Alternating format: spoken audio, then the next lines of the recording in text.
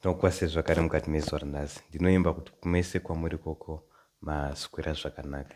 Nhasi tine chimwe chidzidzo chine musoro unoti kune mweya mumwe kana kungoti mweya mumwe.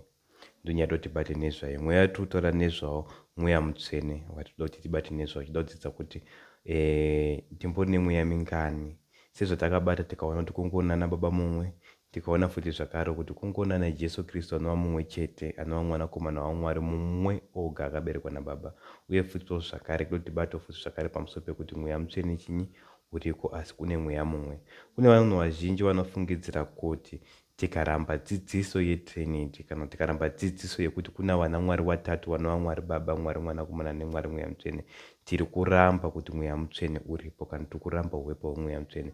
Tinobvuma kuti kuna Mwari, asi Mwari uyu ndio umwe chete anova Baba. Uye futi zvakare tinobvuma futi zvakare kuti Kristu Jesu ariko, asi Jesu uyu haasi Mwari Mwanakomana, asi Mwari waMwari Baba, mwana waMwari, ane chimiro chaBaba. Umwari hwose huri maari, nekuti zvakafadza Mwari kuti umwari hungori maari. Akahuwana kuburikidza nenzira yekuzvarwa, kuberekwa kwaakaitwa naBaba ane chimiro chaBaba. Sezvo izvozvo zvakare tine chimiro chevanhu nekuti takaberekwa nevanhu. Saka Kristu ane umwari huri maari, ndiMwari nemhaka yekuti akaberekwa naMwari, asi haasi Mwari Baba, asi mwana komana waMwari Baba. Iye zvine zvinasi zvidzidzo zvatinoda kuti tichipinde nezvazvo panguva ine zvine chekuita nekubata pamusoro pemweya mutsvene.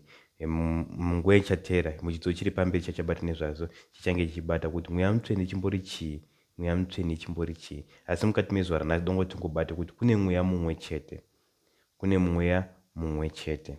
So zvachaita tichada kuti titange taverenga vhesi tinotsigira pfungwa iyi kana tinotsigira musoro wenyaya tinayo nhasi. Tichaverenga kuna vaEfeso chapter 4 pavhesi ya4. Tichaverenga futi zvakare kubva mukati mebhebhe rangu randinaro pano, iri kuti izvonizvo kuno muviri mumwe nomweya mumwe, sezvamakadanwawo mutariro imwe yokudanwa kwenyu. So panapa nezvatiri kuona zvikanzi kuno muviri mumwe, tese tinoziva kuti iri kutaura pamusoro pekereke yaKristu kana kuti mwiri waKristu anenge zvanzi ndomwe chete. Uye futi zvakare zvikanzi kuno nomweya mumwe chete. Saka nemamwe manzwi hatina mweya yakawanda. Munozoti dzimwe nguva mubhaibheri rinokwanisa kubudisa pane tikaenda kuna zvakazarurwa pane imwe pfungwa inobudiswa yakunzi the seven spirits of God kana kuti mweya minomwe yaMwari. Chazozvibate kuti zviri kuedza kureva kuti chinyi, asi panguva ine pfungwa yakakosha tambobata nezvayo ndekuti kungone mweya mumwe chete. Handitika. So mweya mumwe chete uyu dzimwe nguva unokwanisa kutsanangurwa uchinzi mweya waKristu kana kunzi mweya waBaba. Dzimwe nguva bhaibheri inokwanisa kutsanangura ichitsanangura pamusoro pekuti makagamuchira mweya waKristu kana kuti mweya waMwari. Ndo matsananguro aunoitwa nemhaka uchitsanangurwa nenzira iyoyo, nekuti mweya waKristu nekuti mweya waBaba hausi. Hakuna vhesi rimwe chete futi zvakare rinotsanangura richiti Mwari mweya mutsvene, asi mavhesi ose atingaona mubhaibheri anobudisa mweya kuti mweya waMwari. Kana zvichinzi waMwari zvinoreva kuti mweya waMwari kwete Mwari mweya. Uye futi zvakare kana uchinzi mweya waKristu zvinoreva kuti mweya wani waKristu, asi mweya mumwe. Saka nhasi zvachida kuti tinde zvekubata kuti kana chimboti tine mweya mumwe chete zvinoedza kureva kuti chii. Ipopo dzimwe nguva uchikwanisa kudaidzwa kunzi mweya waKristu ombonzi futi mweya waMwari, asi topedzisira futi zvakare toti tine mweya mumwe chete. Ndopfunga yedu tibate neze. Saka tisati taenda kure, tisati taenda kure kana kufunga zvakanyanya, ngativerenge mavhesi adoti tiverenge nezvavo. Tichangoverenga mawiri chete, asi tichazobata pfungwa futi zvakare kumberi uko pachiita zvimwe zvidzidzo zvine chekuita neruponeso rwedu. Saka nhasi tichangoverenga mavhesi mawiri, asi kune mamwe mavhesi achazobata kumberi uko. So vhesi redu rekutanga riri kubva kuna mabasa apostora pachapter 2, mabasa apostora chapter 2 pavhesi ya33. Iri kuti panapa, zvino wakati asimudzirwa kurudyi rwaMwari, akapiwa naBaba chipikirwa chomweya mutsvene, akadurura izvi zvamunoona nezvamunonzwa. Ndidzokoroti zvino wakati asimudzirwa kurudyi rwaMwari, akapiwa naBaba chipikirwa chomweya mutsvene, akadururira izvi zvamunoona nezvamunonzwa. Panapa tiri kuona sinari iri panapa kandi pfungwa iri kuedza kubudiswa panapa napo. Po achitsanangura nyaya anobva kumusoro soro hasi po ndipiti aitsanangura nyaya achiedza kubudisa pamusoro pekuti Kristu wamunoziva ndiye akauya akafa akamuka akaenda kudenga, aenda kudenga akaenda kurudyi rwechigaro chose chamwari, akasumudzirwa kuti asvike ipapo zvikanzi pane chinhu chaakapiwa, zvikanzi panapa akapiwa nababa, handitika, which means pane anga aine something, pane anga aine mweya uyu ndibaba, handitika, zvikanzi akapiwa nababa, handitika, akapiwa nababa chipikirwa chomweya mutsvene.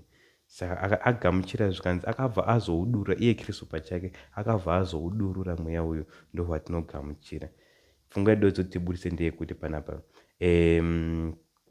dzimwe nguva pfungwa iri kwedzobudiswa panapa ndeyekuti tinozwa kuti baba wane mweya, handitika, uri maari, uye Kristu futi zvakare paakazvarwa anga nemweya wake uri maari, in other words ndo waimupa identity yake, handitika. That's why dzimwe nguva bhaibheri chimboti the spirit of Christ, the spirit of God. Asi kana takutsanangura nyaya yekuti tine mweya mumwe chete, tiri kuedza kubata pamusoro pekuti mweya wababa wakauya pana Kristu, handitika, ukabatana nemweya waKristu, Kristu akazotipa mweya iwoyo, ndo watakugamuchira. Saka mweya uyuyu unokwanisa kunzi hwani mweya wababa kana kunzi mweya waKristu. Nemhaka yeni kuti patinogamuchira mweya mutsvene tiri kugamuchira baba naKristu panguva, tiri kugamuchira baba naKristu vari mukati medu kana vari pakati pedu kuburikidza nemweya uyu. Saka panapa tiri kuona Kristu ndiye akatanga kuugamuchira, augamuchira mweya uyuyu ndo unouya kwatiri. Saka Kristu wakabva wabatana nemweya Kristu wobva wachizouya kwatiri, ndo sezvatinoziva chazobati takubata nyaya ichine chekuita neruponeso rwedu, kuti tikuedza kureva kuti chii. Asi pfungwa yedu tibate nezvayo panapa yatadzidza ndeyekuti Kristu akatanga agamuchira mweya waMwari. In other words, mukaverenga bhuku raJohn chapter 17 ibhuku rine chekuitwa Kristu achinamatira kuti baba vamuglorify, handitika, neupenyu hwavo. Saka Kristu paanoglorify neupenyu hwababa kana paanogamuchira upenyu hwababa kana kuti mweya waMwari, anobva azopa mweya iwoyo, upenyu hwake hwaitwa glorified nemweya waMwari. Saka mweya waKristu uri kuitwa glorified kana kuti upenyu hwaKristu uri kuitwa glorified neupenyu hwababa. Saka ndo watinobva tazogamuchira iso, ndo chipikirwa chiri kutaura nezvazvo. Asi hazvisi kureva kuti kumashure kwamweya waMwari waunombobvira washanda, mweya waMwari wakanga uriko kubva mweya waMwari wakanga ungoriko. Mweya waMwari futi hauna mawambo nemhaka yekuti Mwari haana mawambo. Saka mweya uyu hauna mawambo, Mwari nekuti Mwari haana mawambo wanga kugara uriko. Asi Kristu pakuzvarwa kwaakaitwa akainherita upenyu hwababa, ainherita upenyu hwababa ndo wakanga uri maari. Mukazoenga kuna John chapter 5 verse 27 inotsanangura ichiti izvonizvo, baba vakapa upenyu kuna Kristu Jesu, handitika. So pfungwa yedu tibate nezvayo panapa yakutanga tationa kuti Kristu akatanga agamuchira chipikirwa chomweya, handitika. Ngatinzwe kuti chii pakugamuchira kwaitwa event iyoyoyo yainzi chichi chakaitika. Tese tinozoti pfungwa iyi yakaitika paday of Pentecost. Kristu mweya wagamuchirwa kuna Kristu ndo wakazopa kuhadzidzi, akupa upenyu hwake hwakuitwa glorified neupenyu hwani hwababa, ndo hwaakuchipa kuhadzidzi. Ndo pakazotanga kuitika mamiracles atatanga kuona nezvawo. Zvikanzi panapa chikontinya chiendera mberi, zvikanzi panapa pavhesi tingeti pavhesi 33, handitika, zvikanzi panapa akapiwa nababa chipikirwa chomweya mutsvene, akadurura izvi zvamunoona nezvamunonzwa. Akabva audurura mweya uyu, handika, hanzi ndizvo zvamunoona nezvamunonzwa. Evidence yachona ndo zvakanga zvakuonekwa, the tongues of fire dzakanga dziri pamusoro, uye vanhu vakatanga futi kutaura nendimi dzakadini, dzakasiyana siyana. Ndo imwe evidence inoratidza kuti Kristu pakanga ari kudenga pane chiitiko chakaita chekuti akagamuchira mweya waMwari obva azoupa, ende paari kuupa wakanga wabatana neupenyu hwake, anga aitwa glorified sekuzadziswa kwemunamato wake kuna John chapter 17. Ngativerenge rimwe vhesi rinotsigira futi zvakare pfungwa imwe chete kuna waHebheru chapter 1 pavhesi ya9. waHebheru chapter 1 pavhesi ndiya9 panapa iri kuti makada kururama. Okay, mirei tange taverenga pavhesi ya8. Takamboerenga kana muchirangarira pachidzidzo chataimbobata pamusoro pekuti Kristu ndiMwari here. Saka tichasiya vhesi ya8, hatisi kuzoitsanangura po taamboitsanangura. Saka changoenda kunobata pavhesi ya9 iri kuti asi pamusoro pomwanakomana unoti, chigaro chenyu choushe imi Mwari chiripo nokusingaperi, netsvimbo yokururama ndiyo tsvimbo youshe. Makada kururama.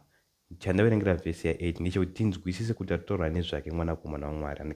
Zvikanzi makada kururama mukawenga kusarurama, saka Mwari iye Mwari wenyu vakakuzodzai namafuta okufara kupfuura shamwari dzenyu.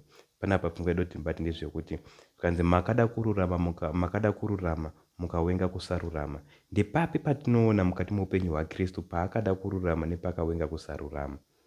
tinozviona paakauya akanorarama panyika pano, paakaitwa nyama akagara pakati pedu, zvese zvaaita zvakanga zvakarurama. Akada kururama nditika akawenga kuita sei kusarurama, nemamwe manzi akawenga chiwi. After izvozvozvo zvazoitika, chinzwe mati pane zvakazoitika, aenda kudenga agara kuzvechigaro chamwari sezviya zvataona kuna vaapostora. Zvikanzi panapa after awenga kururama nekuda awenga kusarurama ada kururama, zvikanzi panapa saka mwari iye mwari wenyu, saka mwari wani wakristu ndika iye mwari wenyu mimi kristu ndika wakakuzodzai namafuta okufara kupfuura shamwari dzenyu. Saka nemamwe manzwi vhesi futi zvakare riri kupruvha mafuta anomirira mweya mutsvene. Saka baba wakazodza kristu namafuta nditika kupfuura shamwari dzake kanti his brethren. Saka panapa paribatsa mweya mwari ndiye akazodza kristu. Ivhendi iyi nemamwe manzwi ndo kristu paakagamuchira mweya wamwari watadzidza nezvawo kuna Acts chapter 2 pavhesi ya33. Akagamuchira mweya uyu ndo waakazopa handitika. Saka kristu nemamwe manzwi akagamuchira akazodzwa namafuta handitika okufara kupfuura shamwari dzake handika. Saka ndo zvatadzwa panapa. Saka azodzwa mweya uyu ndo wakazopa, asi zvakaitika after kristu auya panyika pano akararama, akada kururama, akawenga chiwi handitika, akawenga chiwi kana akawenga kusarurama. Avha aenda mwari akazomuzodza namafuta okururama. Tozoti papa pachakanga chiritaurwa wakangori mweya mutsvene wakagamuchira, nemhaka kuti mafuta anomira mweya mutsvene. Sezvataona futi zvakare kuna mabasa anze kuona pakristu akauya akafa akaenda kudenga. Paarosvika kudenga akaenda kurudyi rwechigaro chose chamwari, mwari akamupa chipikirwa chomweya mutsvene. Ndo chamunoona ichi chipikirwa ichi chakazodurwa kuye kwatiri. Saka nemamwe manzwi zvikomborero zvese mwari akatipa, asi akatipa kuburikidza nakristu, uye pane zvaanotipa kana chinge tagamuchira, asi zvese zvaanotipa kuburikidza nakristu. Saka kristu nemamwe manzwi ndo nzira yatinokwanisa kugamuchira nayo zvikomborero zvinobva kunani, zvinobva kuna mwari. Ndo pfungwa yataona panapa. Saka nemamwe manzwi panapa tiri kuona mweya wakristu nemweya wamwari wakabatana uchidzika uchidururwa uri uchiuya mukati meupenyu hwedu. Ndo saka taona kuna vaefeso chapter 4 pavhesi ya 4 ichinangura kuno mweya mumwe. Mweya wachotsanangura nezvayo mweya mumwe chete unokwanisa kunzi mweya wamwari kana kuti mweya wani kana kuti mweya wakristu.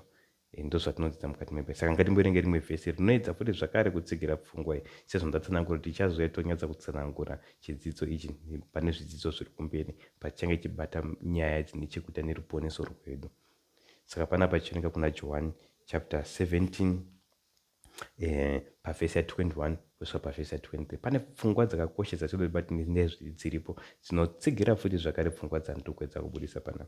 Chapter 17 pavhesi ya21 kusvika pavhesi ya23 iri kuti panapa kuti wose wave vamwe semi Baba muri mandiri nemi mamuri, kuti naivo vave matiri, kuti nyika itende kuti makandituma.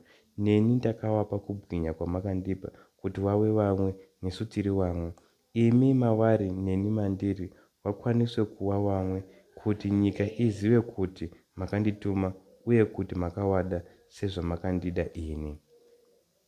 Uyu munamato wakristu achinamata pamusoro pezvinhu zvaizvo, zvinhu zvainga chidosoro zvaanga achikumbira mwari kuti azomuitira. Akubudisa yake zvikanzi isusu imi Baba muri mandiri neni mamuri, kuburikidza sei? Kuburikidza nemweya. Saka akunzi ini nemi Baba tiri mavari, kuburikidza nechinyi? Kuburikidza futi zvakare nemweya uyu. Saka in other ways patinogamuchira mweya mutsvene tiri kugamuchira Baba naKristu handitika. Ndo nzira yavanouya kana kuti yavari present mukati meupenyu hwedu isusu. Saka Baba nemwanakomana vanouya matiri vogara matiri vachirama matiri kuburikidza nemweya mutsvene. Choerenga futi zvakare dzimwe pfungwa dzatotibati nezvadzo dzinotsigira futi zvakare pfungwa iyoyi. John chapter 14 pavhesi ndeya23 iri kuti iyo panapa pavhesi ya23 Jesu akapindura akati kwaari, kana munhu achindida akachengeta shoko rangu, Baba vangu vachamuda, tichauya kwaari, tikaita ugaro hwedu maari. Zvikanzi kana munhu akachengeta mashoko angu, Baba vangu vachamuda. Haana kuti ndichauya ndikaita ugaro, ari kuti tichauya, ani nani, Baba naiye Kristu vachauya woita ugaro hwavo mukati meupenyu hwedu. Sei? Kuburikidza nemweya mutsvene watinogamuchira. Saka Baba naKristu vanorarama mukati meupenyu kuburikidza nechi? Nemweya mumwe chete iwoyo. Ndo mweya mumwe chete watinogamuchira nezvavo. saka ndo pfungwa iri kuedza kubudiswa futi zvakare. Tichaverenga futi rimwe vhesi redu rekupedzisira papfungwa iyi tisati taverenga mamwe mavhesis. Tichariona kuna Johani wekutanga vhesi ya1 pavhesi ya3 inoti, izvo zvatakaona nezvatakanzwa ndizvo zvatinokuparidzirai kuti nemiwo munyanani nesu. Kuyanana kwedu tinako naBaba nomwanakomana wake Jesu Kristu. Zvikani panapa kuyanana kwedu isu tinako naBaba naJesu Kristu. Nemamwe manzo muchirungu rinoti, and our fellowship is with the Father and the Son and Jesus Christ. Andika so pfungwa dende kuti kuyanana, kuti tinoyanana sei naBaba naKristu. Uye John futi atsanangura akati tichauya tonoita kugara kwedu matiri. Fellowship, ukama uyu, kudyidzana kuti kunoitika sei iwo wari kudenga wose wari hanzi kuburikidza nemweya mutsvene. Saka Baba naKristu vanenge vari pakati pedu kuburikidza nemweya uyu. Muchiurangara futi zvakare mashoko aKristu achiudza vadzidzi vake, mashoko emamwe ekupedzisira asati aenda, achiti endei munoparidzira, apo pano 3 kana 2 ndichange ndiripo pakati pedu. Kwau sei kuburikidza futi zvakare nemweya uyu mumwe chete watiri kudzidza nezvawo. Saka nemamwe manzi ndopfungwa dzatiri kubata dziri panapa dziri kuedza kubudiswa nebhaibheri. Nichangoverenga futi zvakare rimwe vhesi rinotsigira futi pfungwa iyi kuti mweya uyu mumwe chete, mweya waBaba uye futi zvakare mweya waKristu. Tichangoti verenge mamwe mavhesi anotsigira futi pfungwa iyi. Waroma chapter nichaverenga kuna Waroma chapter 8 vhesi ya9. Waroma chapter 8 vhesi ya9 iri kuti panapa, asi imi hamuzi munyama asi mumweya, kana mweya waMwari uchigara zviro kwazvo mukati menyu. Asi imi hamuzi munyama asi mumweya, kana mweya waMwari achigara zviro kwazvo mukati menyu. Asi kana munhu asino mweya waKristu haasi wake. Hanzi imi hamusi munyama asi muri mumweya. Why? Zvikanzi kana mweya waMwari uchigara mukati menyu. Tichazozvibata futi zvakare takutsanangura nyaya iyi kuti mweya waMwari unogara mukati medu. Uyu mweya waMwari uri kunzi mweya waMwari, kwete Mwari mweya mutsvene, uri kunzi mweya waMwari unogara mukati medu. Zvikanzi asi kana munhu asino mweya waKristu haasi wake. Saka uri kunzi waMwari, wanzi waKristu, asi mweya mumwe chete. Nemhaka iyi uri mweya mutsvete, uri mweya mumwe chete, iwe uchimbonzi waMwari, iwe uchimbonzi waKristu. Nemhaka yekuti Kristu paakaenda akanogara kuchigariro, Baba akamupa mweya, akamuzodza nemafuta. Mweya uyu Kristu ndo wakazopa, wakanga wabatana wakunzi mweya. Saka ndo patiri kuona kuti ndo nzira iyo Baba nemwanakomana yavari everywhere presence, kuburikidza nemweya uyu mumwe chete. Ndo zvatadzidza panapa. Saka kune mamwe mavhesis anotsanangura futi zvakare pfungwa iyi. Nichangoverenga kuna waGaratia chapter 4 pavhesi ya6 ine pfungwa dzakakosha dzainobudisa futi zvakare kuti mweya unombonzi mweya wani. 4 vhesi ya6 iri kuti zvino zvamuri wanakomana waMwari, zvino zvamuri wanakomana, Mwari wakatuma mweya womwanakomana wake mumwoyo medu, unodana uchiti Abba Father. Unodana uchiti Abba Baba, ndakuti Father, Abba Baba ndika. Zvikanzi Mwari wakatuma mweya womwanakomana wake mukati memwoyo wedu. Mweya uyu unodana uchiti Abba Baba. Mweya wani womwanakomana waMwari futi zvakare sezvataona. Chatoti futi zvakati tuverenge futi rimwe vhesi kuna Mateo chapter 10 vhesi ya20 rinotsigira futi zvakare kuti mweya uyu unokwanisa kunzi mweya waMwari. Chapter 10 pavhesi ya20 iri kuti zvonizvo panapa pavhesi ya20, nokuti hamuzi imi munotaura asi mweya waBaba wenyu unotaura mukati menyu. Handitika zvikanzi hamuzi imi munotaura asi mweya waBaba wenyu unotaura mukati menyu. Mukati menyu. Saka nemamwe manzi tiri kuona kuti Baba watsanangurwa nezvawo ndiMwari Baba. Handitika uye futi zvakare tichiona futi zvakare mweya unotaura mukati medu, mweya waBaba. Saka hatifaniri kutya tichaita sei tichapiwa Mwari anotipa mweya uchange uchitaura, asi unonzi mweya waMwari, mweya waBaba wedu. Saka nemamwe manzi unokwanisa kunzi mweya waKristu, unokwanisa kunzi mweya waBaba, asi tine mweya mumwe chete. Ndozvatadzidza panapa mavhesi ose atawerenga ari kuedza kubudisa pfungwa inzwi iroro. Kune mumwe angakwanisa kuti okay, kana zvakadaro kuone mhaka yeuchinzi mweya mutsvene, zvino hazvibuditsi here haristori zita rake here Mwari uyu akatozvimira rega. Ini ndinoti kwete, nemhaka yekuti inzwi rekuti mutsvene inzwi rinoshandiswa kutsanangura chimiro chemweya waMwari. Handitanika nemamwe manzwi tirova kuti mweya waMwari mutsvene kana kuti wakarurama. Handitika saka nechirungu pane mawords avanoshandisa kuti inzwi rekuti holy, kazhinji tinotozvishandisa ndika pane mawords atinoti maadjective.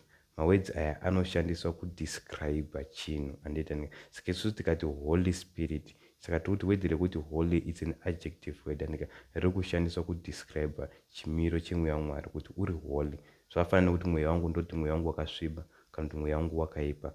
Kuipa inzwi rikutsanangura chimiro chemweya wangu. Inanditika so panapa mweya waMwari ukunzi mutsvene, which means ndo chimiro chavo. Saka tikuti the Holy Spirit is not the name, but it's a description of God is what? Of God is spirit. Ungatendere kuti ndingati mweya wangu mumwe munhu asiri inini? Kwete. Kune mhaka tichitenda kuti mweya waMwari ndomumwe Mwari asiri Baba. Kwete, kana kuti asiri Kristu. Hazvibvumi. Saka ngatitore Bhaibheri sezvariri. Bhaibheri kana achiti mweya waMwari, ngatishandise matems iwayo toziva kuti uyu mweya waMwari. Uye futi zvakare kana ukati mweya waKristu uri kutorevesa nemhaka yekuti Baba vakapa mweya kuna Kristu vakamuglorifya, then Kristu akuzopa mweya wake waitwa glorified nemweya waBaba. Ndo watinogamuchira isu. Saka ndo zvatinodzidza mukati meBhaibheri kuti kungone mweya mumwe chete. Mweya mumwe chete uyu ndiwo watadzidza nezvavo. Kuburikidza nemweya uyu mumwe chete, Baba naKristu vari matiri tinoyanana naBaba neMwanakomana kuburikidza nemweya uyu. Saka kunongova nemweya mutsvene. Saka tine chimwe chidzidzo chiri pamberi futi zvakare chatichakontinye tichizobata kuti mweya mutsvene chimbori chii. Nhasi hatina kunyanya kubata nezvazvo. Chatangobata ndechingoti mweya waMwari kana kuti mweya waMwari zvakafanana kuti upenyu hwaMwari. Handitika saka tichazobata kuti tizonzwa kuti chii. Pari zvino tambobata chidzidzo chakakosha kuti tinongova nemweya mumwe chete. Mweya uyu unokwanisa kunzi mweya waKristu kana kuti mweya waMwari. Uye tinogamuchira, patinogamuchira unoita kuti isu tinzi tiri vana vaMwari neimwe nzira, nemhaka yekuti tagamuchira mweya waKristu, mweya wemwanakomana waMwari wakaitwa glorified nemweya waBaba. Ndo watinogamuchira isu. Ndatenda nekutera kwamaita. Ngatitarisire tiwane chimwe chidzidzo futi zvakare chiri pamberi chine chekuita neidentity yemweya mutsvene, kuti mweya mutsvene amborane kana kuti chii. Ndizvo zvachotibata nezvazvo. Muine nguva yakanaka. Amen.